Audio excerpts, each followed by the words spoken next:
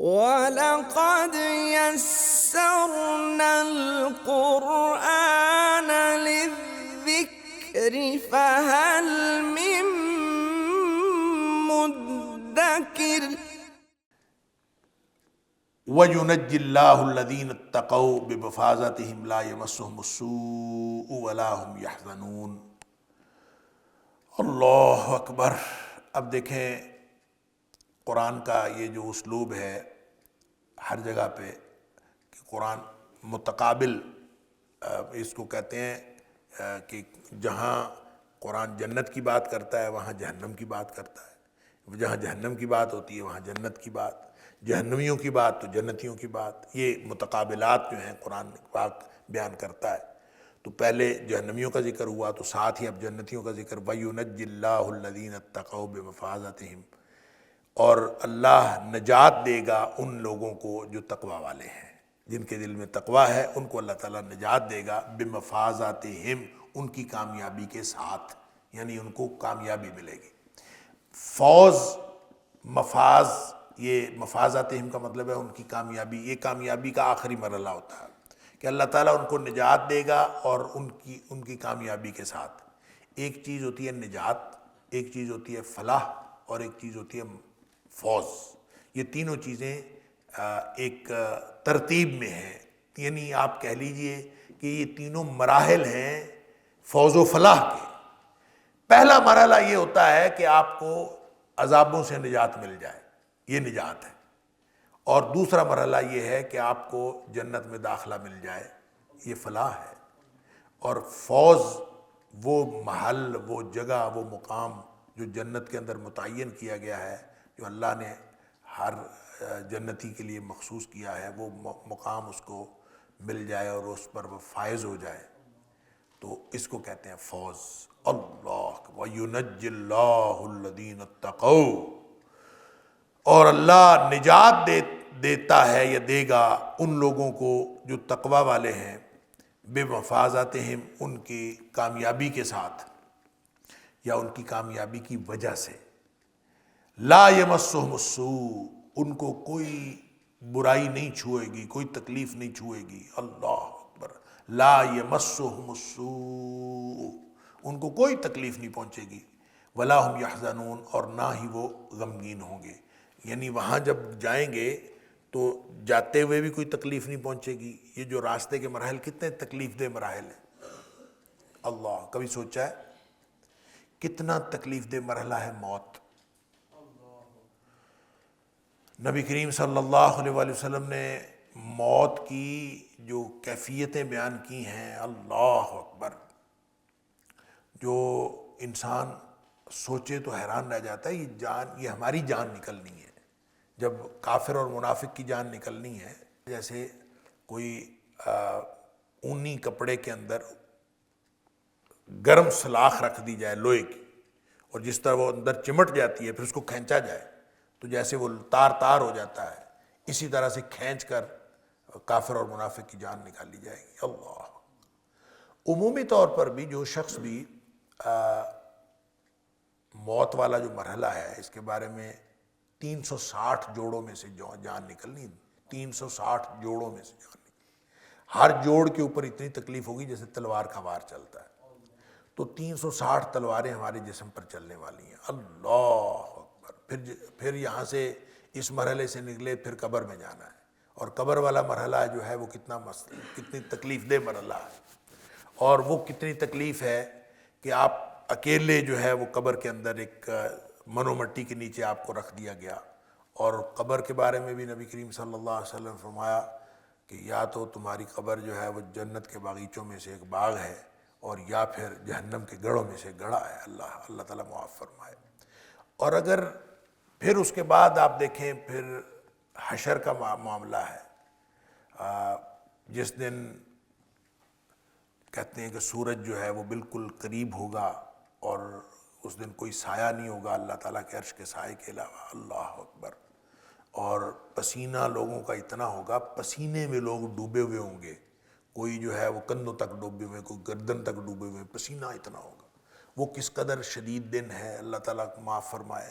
پھر اس کے بعد پل صراط کا مرحلہ ہے، اور پل صراط وہ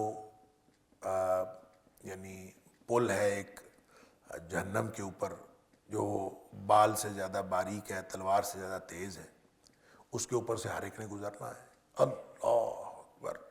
جن لوگوں کو اللہ تعالیٰ نے ایمان دیا ہے، ایمان و تقوی والے ادھر سے اس سے ایسے گزریں گے جیسے بجلی جو ہے چمکتی ہے، اور ایک لمحے میں ادھر سے ادھر جو ہے وہ پہنچ جائیں گے۔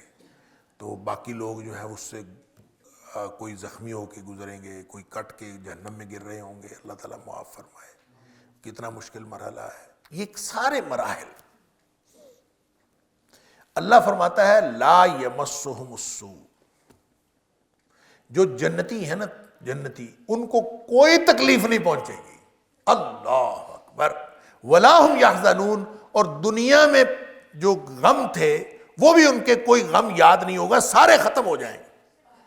یعنی جو ماضی کے غم ہیں وہ بھی ختم ہو جائیں گے، اور اس وقت جو جس کیفیت سے وہ گزر رہے ہوں گے ان کو کوئی تکلیف نہیں پہنچے گی، بغیر تکلیف کے وہ جنت میں جائیں گے۔ اس لیے میں ہمیشہ یہ سمجھتا بھی ہوں اور میں کہتا بھی ہوں، اور اللہ سے امید بھی رکھتا ہوں، اور اللہ کی رحمت سے امید رکھنی چاہیے ہم سب کو۔ جب قرآن نے کہہ دیا کہ جو لوگ جنتی ہیں، جن کو متقی لوگوں کو اللہ تعالیٰ نجات دے گا اور ان کو کامیابی دے گا اور ان کو کوئی تکلیف نہیں پہنچے گی، جب اللہ تعالیٰ یہ فرما دیتا ہے کہ ان کو کوئی تکلیف نہیں پہنچے گی، تو مجھے یوں لگتا ہے کہ مومن کے لیے اللہ تعالیٰ یہ تکلیف دہ مراحل سارے کے سارے آسان کر دے گا۔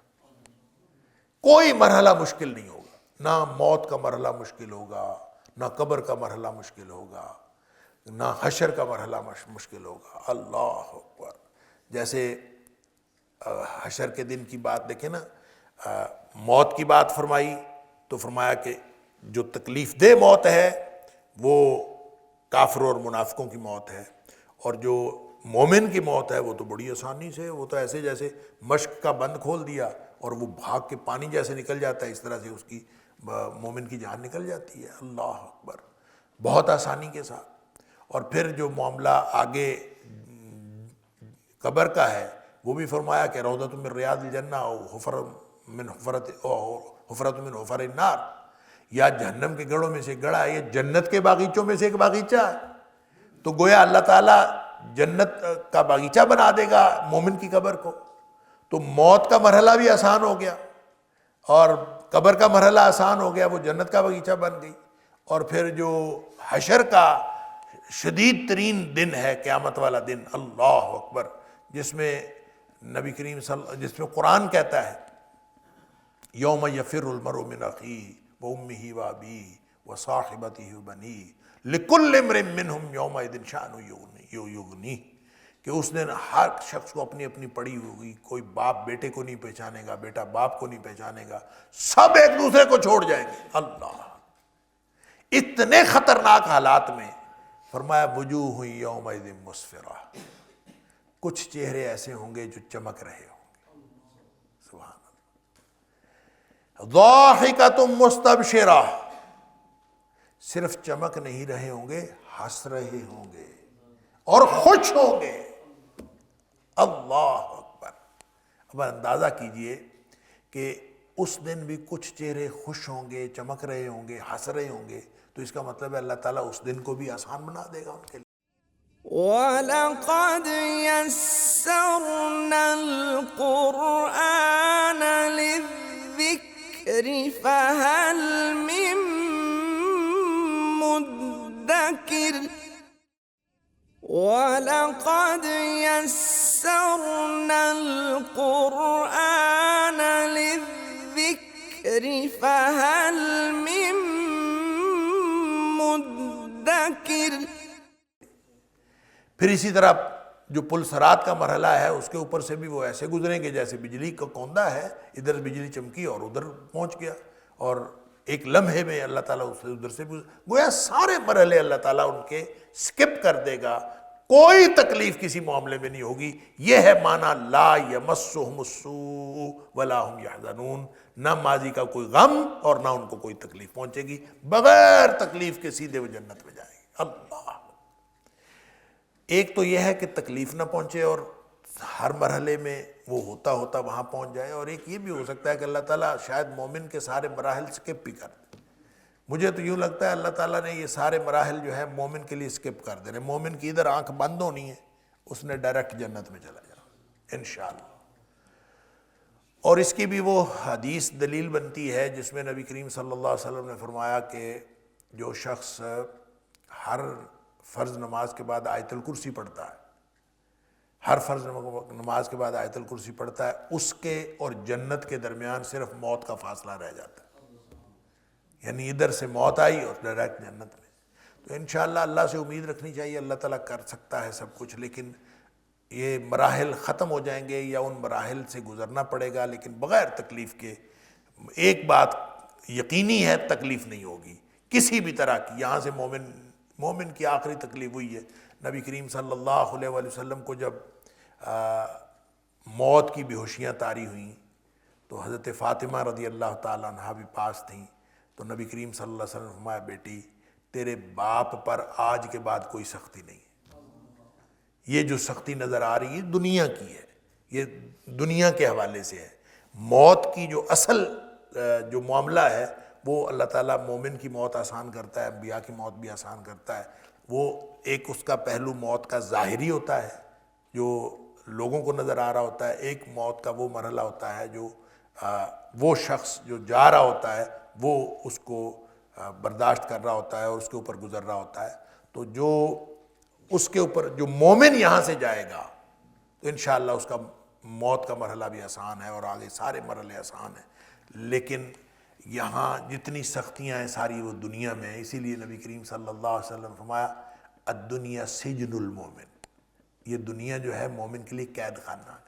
تو قید میں پھنسا ہوا جب وہ یہاں سے جا رہا ہے تو وہ تو قید سے آزاد ہو رہا ہے، اور جب وہ قید سے آزاد ہو رہا ہے تو پھر اس کا مطلب وہاں تو تکلیف کوئی نہیں ہوگی۔ تو یہ انشاءاللہ جو اللہ کریم نے فرمایا لا یمسہم السوء، ان کو کوئی تکلیف نہیں پہنچی، تو انشاءاللہ ہم یہی اللہ سے توقع رکھتے ہیں کہ کسی قسم کی کوئی تکلیف نہیں پہنچے گی، ولا ہم یحزنون، یہ یقینی بات ہے، اور ان کو نہ کوئی غم ہوگا۔ اللہ خالق کل شیء وہو علی کل شیء وکیل، آگے پھر اللہ تعالیٰ کی صفات بیان ہونا شروع ہوئی ہیں۔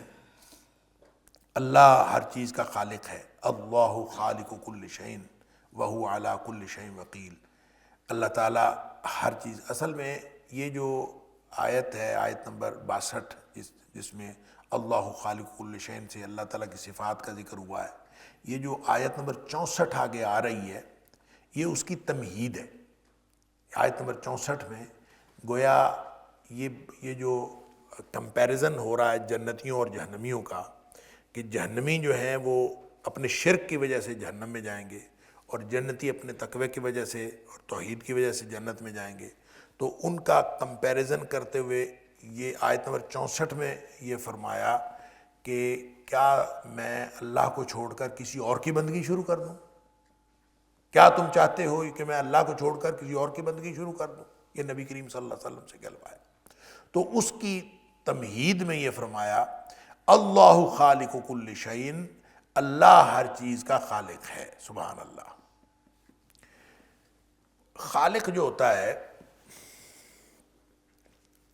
اس کا حق ہوتا ہے کہ مخلوق اس کی بندگی کرے، اور یہی دلیل ہے سب سے بڑی اللہ تعالیٰ کی بندگی کی۔ اور اللہ تعالیٰ نے سورہ بقرہ کی ابتدا میں بھی یہی بات فرمائی یا ایھا الناس اعبدوا ربکم، اے کائنات کے لوگو اپنے رب کی بندگی کرو، الذی خلقکم والذین من قبلکم، جس نے تمہیں بھی پیدا کیا تم سے پہلے لوگوں کو بھی پیدا کیا۔ تو جو گویا سب سے بڑی دلیل یہ ہے کہ اس کی بندگی کرو جو خالق ہے، جس نے پیدا کیا۔ تو جس نے پیدا کیا ہے سب سے زیادہ وہ حقدار ہے اس بات کا، اور وہی حقدار ہے کہ مخلوق اس کی بندگی کرے، اس کا حق ہے اور مخلوق کا فرض ہے۔ اور یہاں کائنات میں خالق کون ہے؟ اللہ کے علاوہ کوئی خالق ہے؟ اور جب اللہ کے علاوہ خالق کوئی نہیں ہے تو اللہ کے علاوہ کوئی بندگی کے لائق بھی کوئی نہیں۔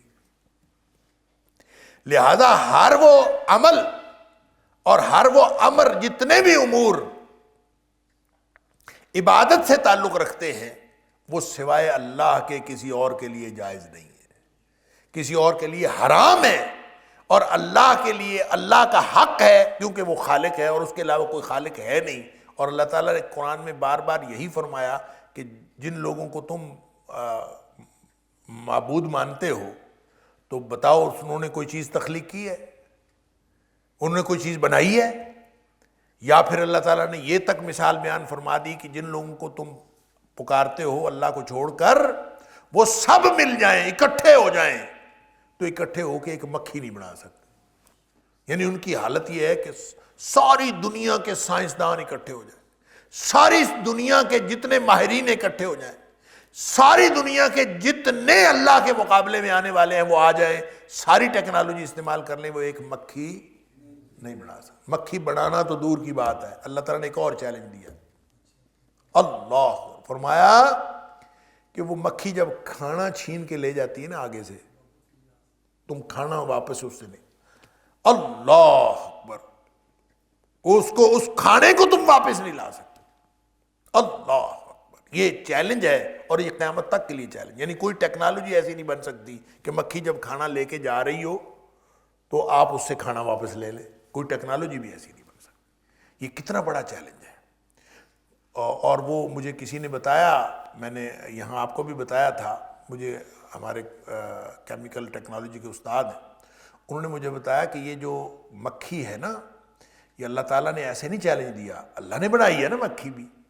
تو مکھی جب اپنی خوراک اٹھاتی ہے نا تو مکھی اس طرح نہیں اٹھاتی کہ وہ کوئی دانہ اٹھا کے اڑ جائے, ایسا نہیں ہوتا, بلکہ وہ اس کے اندر سے ایک لیکوڈ نکلتا ہے مکھی کے اندر سے, تو مکھی اپنا وہ لیکوڈ اس کے اوپر ڈالتی ہے اور پھر وہ اس کو لیکوڈ بنا دیتی ہے, چاہے وہ ٹھوس ہو, اس کو لیکوڈ بناتی ہے, پھر اس کو وہ پی جاتی ہے اور وہ انہیل کر کے پی کے پھر وہ اڑتی ہے. لہذا ممکن ہی نہیں ہے کہ اس کے سامنے کوئی چیز ہو اس کو چھینا جا سکے. تو بنانے والا جو خالق ہے اس کو پتا ہے. اللہ اکبر. الا یعلم من خلق, کیا وہ نہیں جانتا جس نے پیدا کیا ہے؟ وہو اللطیف الخبیر, اور وہ بہت باریک بین ہے اور خبر رکھنے والا ہے. اس نے پیدا کیا, اس کو معلوم ہے, اس لیے اس نے چیلنج دیا. تو جب کوئی پیدا کرنے والا ہے ہی نہیں تو پھر بندگی کے قابل بھی تو صرف وہی ہے نا جو پیدا کرنے والا ہے. اللہ کے علاوہ جب کوئی پیدا کرنے والا نہیں تو اللہ کے علاوہ کوئی بندگی کے لائق بھی نہیں. اس لیے فرمایا اللہ خالق کل شیء. میں نے یہ عرض کیا آیت نمبر 64 کی تمہید میں, اللہ خالق کل شیء, اللہ ہر چیز کا خالق ہے. وہو علی کل شیء وکیل, صرف خالق نہیں ہے, ہر چیز کا کارساز بھی ہے. وکیل کا مطلب ہوتا ہے جب کسی پر بھروسہ کیا جائے تو وہ وکیل ہوتا ہے. ہم بھی جو یہ وکیل کرتے ہیں تو اس پر بھروسہ کرتے ہیں نا, وہ سچا ہو چاہے جھوٹا ہو جو مرضی کرے, لیکن ہم فیس دے کے اس کے اوپر بھروسہ کرتے ہیں. وکیل کا مطلب ہوتا ہے جس کے اوپر بھروسہ کیا جا سکے. وَهُوَ عَلَى كُلِّ شَيْءٍ وَكِيلٌ, اللہ تعالیٰ ہر چیز کے اوپر کارساز ہے اور اللہ تعالیٰ ہر چیز کا وکیل ہے. اللہ اکبر. لہو مقالید السماوات والارض, زمین و آسمان کی چابیاں اسی کے پاس ہیں. مقالید, بعض نے کہا یہ مقلد یا مقلاد کی جمع ہے, بعض نے کہا اقلید کی جمع ہے, واللہ اعلم, لیکن مقالید ہے جمع. اور بعض نے اس کا ترجمہ خزانے کیا ہے اور بعض نے خزانے کی چابیاں کیا ہے. بات ایک ہی ہے, خزانہ ہو یا خزانے کی چابیاں ہوں. لہو مقالید السماوات والارض, زمین و آسمان کے خزانوں کی چابیاں اس کے پاس. سبحان اللہ.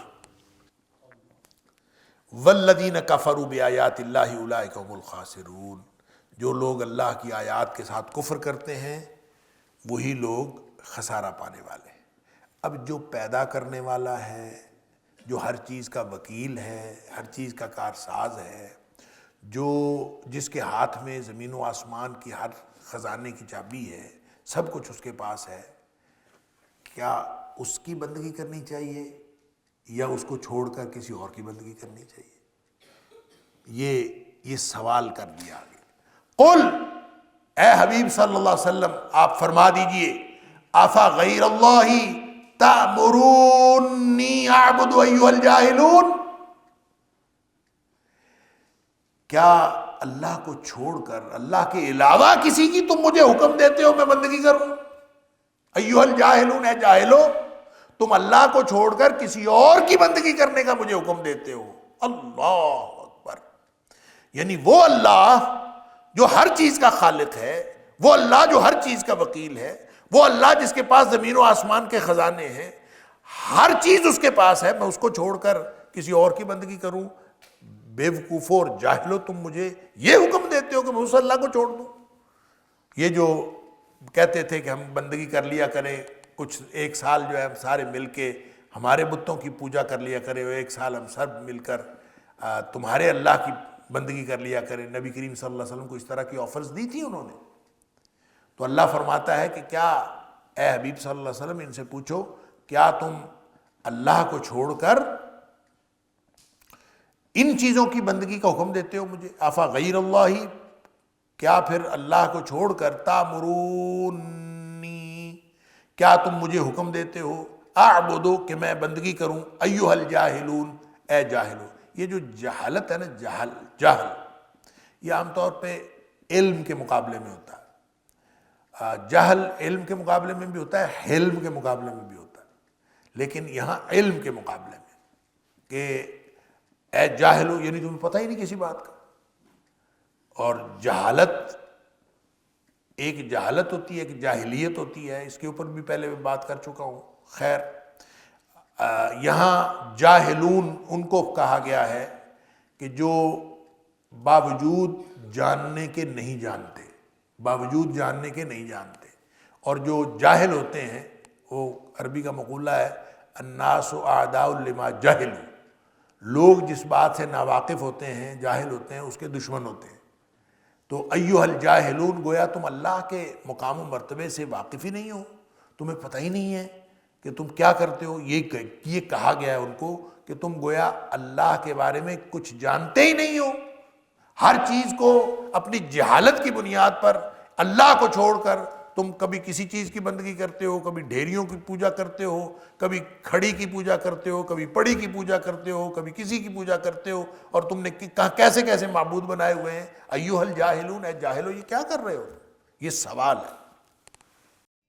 وَلَقَدْ يَسَّرْنَا الْقُرْآنَ لِلذِّكْرِ فَهَلْ مِن مُّدَّكِرٍ وَلَقَدْ يَسَّرْنَا الْقُرْآنَ لِلذِّكْرِ فَهَلْ مِن مُّدَّكِرٍ وَلَقَدْ أُوحِيَ إِلَيْكَ وَإِلَى الَّذِينَ مِن قَبْلِكَ، اللہ اکبر، کتنا بڑا گناہ ہے یہ شرک۔ فرمایا وَلَقَدْ، اور یقیناً، أُوحِيَ إِلَيْكَ، میری طرف آیا حبیب صلی اللہ علیہ وسلم آپ کی طرف یہ وحی کی گئی ہے، وَإِلَى الَّذِينَ مِن قَبْلِكَ، اور ان لوگوں کی طرف بھی جو آپ سے پہلے تھے ان کی طرف وحی کی گئی ہے، لَإِنْ أَشْرَكْتَ، یعنی ایک ایک نبی کی طرف یہ وحی کی گئی ہے، آپ کی طرف بھی وحی کی گئی اور آپ سے پہلے بھی ایک ایک نبی کی طرف وحی کی گئی ہے۔ کیا؟ لَإِنْ أَشْرَكْتَ، کہ اگر تم نے شرک کیا، لَيَحْبَطَنَّ عَمَلُكَ، تو تیرے سارے کے سارے عمل لازماً ضائع ہو جائیں گے۔ اللہ، وَلَتَكُونَنَّ مِنَ الْخَاسِرِينَ، اور تم لازمی ہو جاؤ گے خسارہ پانے والوں میں سے۔ اب اندازہ کیجئے کس طرح بڑا گناہ ہے۔ نبی کریم صلی اللہ علیہ وآلہ وسلم کو کہا جا رہا ہے کہ اے حبیب صلی اللہ علیہ وسلم، یہ آپ کی طرف بھی وحی کی ہے اور ہم نے ایک ایک نبی کی طرف، ہر ایک کی طرف وحی کی ہے۔ کیا؟ لَإِنْ أَشْرَكْتَ، کہ اگر تو نے شرک کیا تو لَيَحْبَطَنَّ عَمَلُكَ، تیرے سارے کے سارے عمل ضائع ہو جائیں گے۔ لَيَحْبَطَنَّ، لازماً ضائع ہو جائیں گے۔ دو تاکیدیں ہیں، لام بھی تاکید کا اور نون ثقیلہ بھی تاکید کا۔ لَيَحْبَطَنَّ عَمَلُكَ، تیرے سارے کے سارے اعمال ضائع ہو جائیں گے۔ اللہ اکبر۔ دیکھیں وَلَتَكُونَنَّ مِنَ الْخَاسِرِينَ، اور تو خسارہ پانے والوں میں سے ہو جائے گا۔ اب یہ بتائیں کہ نبی کریم صلی اللہ علیہ وسلم سے یا جو پیغمبر تھے جتنے بھی، ان میں سے کسی پیغمبر سے اس بات کا شک ہے کہ وہ کبھی شرک کر سکتا ہے؟ کبھی وہ شرک کر سکتا تھا یا شرک کا کوئی امکان تھا؟ سوال ہی پیدا کیا تھا۔ کبھی امکان نہیں ہے کہ نہ کبھی تھا کہ کبھی کوئی نبی، نہ نبی کریم صلی اللہ علیہ وسلم کے بارے میں نہ اس سے پہلے، لیکن پھر یہ کیوں فرمایا کہ اگر تو شرک کرے تو تیرے سارے عمل ضائع ہو جائیں گے؟ یہ صرف سمجھانے کے لیے کہ شرک گناہ اتنا بڑا ہے کہ چاہے نبی کریم صلی اللہ علیہ وسلم ہوں، اشرف الانبیاء اور تاجدار انبیاء بھی ہوں، تو ان کا بھی، چاہے کوئی نبی بھی ہو، ان کے بھی سارے اعمال ضائع ہو جائیں گے۔ شرک بیماری اتنی بڑی ہے، اللہ اکبر، اتنی بری بیماری ہے کہ جس کو شرک لگ جائے اس کے سارے اعمال ضائع ہو جائیں۔ سورہ انعام کی آیت نمبر 88 کے اندر ہم پڑھ آئے ہیں، وہاں اللہ کریم نے 18 نبیوں کا ذکر کیا۔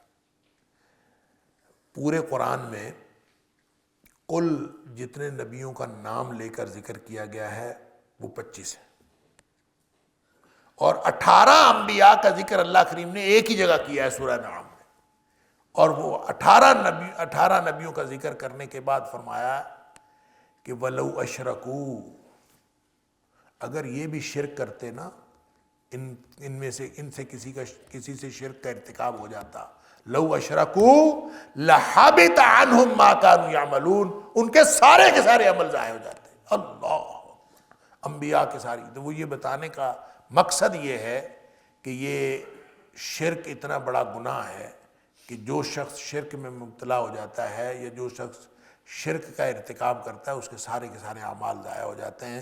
اس کا مطلب یہ نہیں ہے کہ انبیاء سے نعوذ باللہ من ذالک اس بات کا کوئی امکان ہے، بلکہ اس کا مطلب یہ ہے کہ شرک گناہ اتنا بڑا ہے کہ وہ انبیاء کے اعمال کو بھی ضائع کر سکتا ہے۔ تو ہم کس باغ کی مولی ہیں؟ ہمارے اعمال کیا ہیں اور ہم کیا ہیں؟ ہماری کیا حیثیت ہے؟ اور اگر شرک کا ارتکاب ہو جائے تو پیچھے کیا رہ جاتا ہے؟ کچھ بھی باقی نہیں بچتا۔ یہ شرک اتنی بڑی بیماری ہے، اللہ معاف فرمائے۔ بل اللہ فاعبد وکن من الشاکرین، بلکہ اللہ کی بندگی کر اے حبیب صلی اللہ علیہ وسلم۔ یہ ڈائریکٹ خطاب تو نبی کریم صلی اللہ علیہ وسلم کو ہے، لیکن اس کے مقابلے میں یہ یعنی نبی پاک صلی اللہ علیہ وسلم کے ذریعے سے ساری امت کو خطاب ہے۔ بل اللہ فاعبد، بلکہ اللہ کی پس بندگی کرو، وکن من الشاکرین، اور شکر کرنے والوں میں سے ہو جاؤ۔ یعنی جو شخص صرف اللہ کی بندگی کرتا ہے، کتنے بڑے شکر کا مقام ہے، کتنے بڑے شکر کا مقام ہے کہ اللہ نے توحید عطا فرمائی ہے، اور اللہ تعالیٰ نے توحید کا عامل بنایا ہے، اور اللہ تعالیٰ نے در کی ٹھوکریں کھانے سے بچایا ہے، اور اللہ تعالیٰ نے مخلوق کی پوجا کرنے سے بچایا ہے، اور صرف خالق کی بندگی کوئی شخص کرتا ہے۔ بل اللہ فاعبد وکن من الشاکرین، ایک اللہ کی بندگی کرو اور ساتھ اس پر شکر ادا کرو کہ اللہ تعالیٰ نے ایک اللہ کی بندگی کے لیے تمہیں چن لیا ہے، سبحان اللہ، اور در کی ٹھوکریں کھانے سے اللہ نے بچا لیا ہے۔ اتنے بڑے شکر کا مقام۔ وما قدر اللہ حق قدرہ، لوگوں نے اللہ کی قدر ہی نہیں کی۔ لوگوں کو پتہ ہی نہیں ہے کہ وہ اللہ کو چھوڑ کر، اللہ کی کبریائی کا ان کو اندازہ نہیں کہ وہ اللہ جو خالق ہے، اس ساری کائنات کا مالک ہے، اور اس کی کبریائی کا جو عالم ہے وہ یہ کہ اس کے مقابلے میں کائنات تو کوئی حیثیت ہی نہیں رکھتی، اور اس کائنات میں، اس مخلوق میں سے چھوٹے چھوٹے جن کی کوئی حیثیت نہیں ہے وہ رب بنائے ہوئے ہیں لوگوں نے، اور ان کی بندگی کرتے ہیں لوگ۔ وما قدر اللہ حق قدرہ، لوگوں نے وما قدر اللہ، اور نہیں قدر کی انہوں نے اللہ کی حق قدرہ، جس طرح اللہ کی قدر کی جانی چاہیے تھی۔ والارض جمیعا قبضتہ یوم القیامہ، قیامت والے دن یہ ساری زمین جو ہے،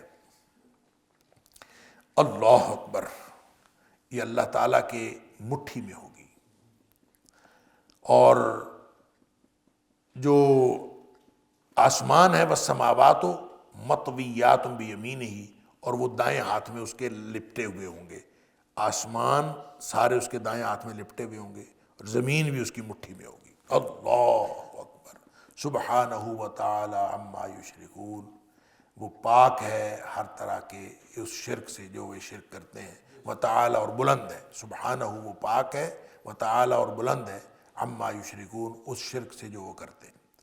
اب دیکھیں یہ جو زمین اس کے قبضے میں ہوگی، اس کی مٹھی میں ہوگی، اس کے قبضے میں بھی ہوگی، یہ بھی ہو سکتا ہے اس کا مطلب، اور والسماوات مطویات بیمینہ، اور آسمان جو ہیں اس کے دائیں ہاتھ میں لپٹے ہوئے ہوں گے۔ یہ اس طرح کی جتنی صفات اللہ تعالیٰ کی بیان ہوئی ہیں، یا جتنے اعمال اللہ تعالیٰ کے بیان ہوئے ہیں، اس کے بارے میں علماء کے اندر کافی اختلاف پایا جاتا ہے۔ ایک گروہ یہ ہے، وہ ہے جو اس کی تعویل کرنے کا قائل ہے، اور ان کا خیال یہ ہے کہ اللہ کی صفات جتنی بھی بیان ہوئی ہیں، یا جو اللہ کے افعال اس طرح کے بیان ہوئے ہیں، اب اللہ کی مٹھی میں، اللہ تعالیٰ کے دائیں ہاتھ میں لپٹے ہوئے، یہ ان کی کیا کیفیات؟ تو وہ پھر ان کی تعویل کرتے ہیں۔ وہ کہتے ہیں کہ اس کا مطلب یہ ہے کہ اللہ تعالیٰ کی قدرت ان کے اوپر ہے، اللہ تعالیٰ کی قدرت کاملہ اس سے مراد ہے۔ اگر اللہ تعالیٰ کی قدرت کاملہ اس سے مراد ہے، یا اللہ تعالیٰ کا قبضہ اس سے مراد ہے، قبضہ قدرت، تو قبضہ قدرت تو دنیا میں بھی ہے، وہ صرف قیامت والے دن تھوڑی ہوگا، وہ تو دنیا میں بھی ہے۔ تو قیامت والے دن خاص طور پر اللہ تعالیٰ کی مٹھی میں ہوں گے، اس کا کیا مطلب ہے؟ بات اصل میں یہ ہے کہ اللہ تعالیٰ کی جتنی بھی صفات ہیں ان کی تعویل کرنا درست نہیں ہے۔ جب ہم تعویل کریں گے تو اس سے کئی قسم کے خلط مبحث پیدا ہوتے ہیں، کئی قسم کے مغالطے پیدا ہوتے ہیں۔ ان مغالطوں سے بچنے کا طریقہ یہ ہے کہ جو بھی صفت اللہ کی بیان ہوئی ہے، یا اللہ تعالیٰ کے ہاتھ کا تذکرہ ہے، اللہ تعالیٰ کے آنکھ کا تذکرہ ہے، اللہ تعالیٰ کے پاؤں کا تذکرہ ہے، اللہ کی کرسی کا تذکرہ ہے، ان ساری چیزوں کو اسی طرح سمجھا جائے جو اللہ نے بیان کیا ہے۔ اللہ کا ہاتھ ہے تو اس سے مراد اللہ کا ہاتھ ہے، اللہ کی کرسی ہے تو اس سے مراد اللہ کی کرسی ہے، اللہ تعالیٰ نے اپنے دائیں ہاتھ میں لپیٹنے ہیں تو دائیں ہاتھ میں لپیٹنے ہیں، لیکن وہ دائیں ہاتھ کیسا ہے، اللہ کا ہاتھ کیسا ہے، اللہ کا پاؤں کیسا ہے، اللہ کی کرسی کیسی ہے، اس کی ہم کوئی کیفیت بیان نہیں کر سکتے، اور اس کی نہ کوئی تشبیہ دی جا سکتی ہے۔ کیوں؟ لیس کمثلہ شیء وہو السمیع البصیر۔ اب دیکھیں، ایک طرف اللہ تعالیٰ فرماتا ہے کہ ہم نے انسان کو سمیعا بصیرا بنایا، انا خلقنا الانسان من نطفۃ امشاج نبتلیہ فجعلناہ سمیعا بصیرا۔ ہم نے انسان کو ایک نطفے سے پیدا کیا اور اس کو ہم نے بنا لیا سمیع بصیرا، سننے والا اور دیکھنے والا۔ اب یہ سمیع بصیر انسان بھی ہے اور سمیع بصیر اللہ بھی ہے، لیکن اللہ کا سمیع اور بصیر ہونا اور انسان کا سمیع و بصیر ہونا، اس کا آپس میں کوئی تعلق نہیں ہے۔ لیس کمثلہ شیء، اللہ جیسی کوئی چیز ہے ہی نہیں، وہو السمیع البصیر۔ اور وہ کیسے سمیع البصیر ہے، اس کا سننا کیسا سننا ہے، اس کا دیکھنا کیسا دیکھنا ہے، وہ انسانوں کی طرح کا نہیں ہے۔ لہذا اللہ کی ساری صفات جہاں کہیں بھی بیان ہوئی ہیں ان کو اسی طرح من و عن تسلیم کرنا ضروری ہے۔ البتہ نہ اس کی تشبیہ دی جانی چاہیے، نہ اس کی تعویل کرنی چاہیے، نہ اس کی تعطیل کرنی چاہیے، کوئی بھی اس کی کوئی کیفیت بیان کیے بغیر صرف اور صرف یہ کہنا چاہیے کہ جو اللہ تعالیٰ نے فرمایا ہے وہی سچ ہے، لیکن لیس کمثلہ شیء، اللہ جیسی کوئی چیز ہے نہیں، لہذا ہم اس کو سمجھ نہیں سکتے کہ اللہ تعالیٰ کا ہاتھ جیسا اللہ کی شان، بس اللہ تعالیٰ کی کرسی جیسی اللہ کی شان، اور اللہ تعالیٰ قیامت والے دن اپنی مٹھی میں لے گا، یہ سارا کچھ کیسے اللہ کی مٹھی میں ہوگا، اور اللہ تعالیٰ کیسے لپیٹ کے اپنے دائیں ہاتھ میں لے گا، جیسے اس کی شان ہے، ہم اس کی کوئی تعویل نہیں کر سکتے۔ لیکن ایک بات یہ جہاں پہ جو بیان ہوئی ہے، بیان صرف اس لیے ہوئی ہے یہ سمجھانے کے لیے کہ وہ اللہ جس کی کبریائی کا عالم یہ ہے کہ یہ ساری زمین و آسمان اس کی مٹھی میں ہوں گے، اس کو چھوڑ کر دنیا کے معبود پوجنے لگ گئے ہو، تو یہ ان لوگوں نے اللہ کی قدر نہیں کی۔ وما قدر اللہ حق قدرہ، اللہ کی کبریائی کا اندازہ ہونا چاہیے تھا، اور اللہ کی کبریائی کو سامنے رکھ کے پھر دیکھتے کہ اللہ کی بندگی کے علاوہ کسی اور کی بندگی ممکن ہی نہیں ہوتی۔ تو یہ اصل سمجھانا یہ مقصود ہے۔ سبحانہ وتعالی عما یشرکون، اللہ تعالیٰ پاک ہے، اور یہ میں پہلے بھی آپ کو بتا چکا ہوں، سبحان کا جب لفظ بولا جاتا ہے تو اس کا مطلب یہ ہوتا ہے کہ اللہ تعالیٰ عیوب و نقائص سے پاک ہے۔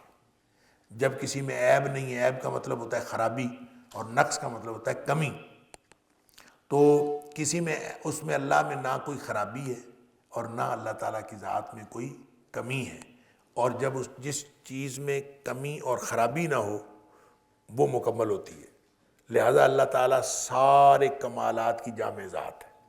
یہ سبحان کے اندر شامل ہے کہ اللہ کی ذات کمالات کی جامع ہے، وہ سبحان ہے، وتعالی اور بہت بلند ہے، عما یشرکون جو یہ شرک کرتے ہیں۔ یہ قدر کرنی چاہیے تھی اللہ کی، اور اللہ تعالیٰ کی ذات ہر اس شرک سے بلند ہے جو یہ شرک کرتے ہیں۔ اللہ تعالیٰ مجھے اور آپ کو، ہم سب کو قرآن سمجھنے اور عمل کرنے کی توفیق عطا فرمائے۔ وآخر دعوانا الحمدللہ رب العالمین۔